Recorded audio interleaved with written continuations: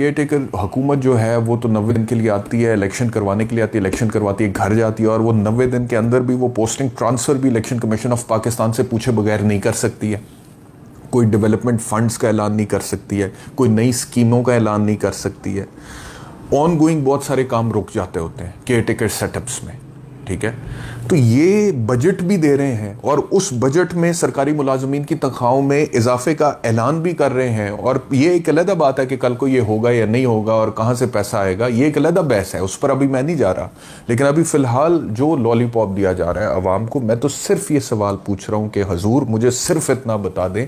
कि किस कानूनी आइनी बुनियाद पर ये निगरान हुकूमत ये प्रेस कॉन्फ्रेंसेस कर रही है, ये इंफॉर्मेशन मिनिस्टर साहब ये प्रेस कॉन्फ्रेंस कर रहे हैं और तनख्वाहों में इजाफे का ऐलान करें, because the as per the constitution and law of the country, law of the land,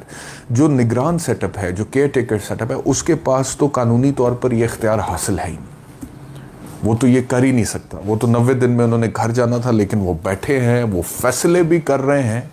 वो सूबा भी चला रहे हैं, वो बजट भी प्रेजेंट कर रहे हैं, और वो अपने डोमेन से बिल्कुल बाहर जाके, जो उनका कानूनी एक डोमेन है, आईनी एक डोमेन है, उससे बाहर जाके सब कुछ कर रहे हैं। And the sad part is के कोई पूछने वाला ही नहीं है, कोई नोटिस ही नहीं ले रहा, कोई नोटिस ले सकता ही नहीं है शायद। सुप्रीम कोर्ट भी खामोश है इसके ऊपर, कोई आज खुद नोटिस नहीं है, कोई उस तरह से। बहरहाल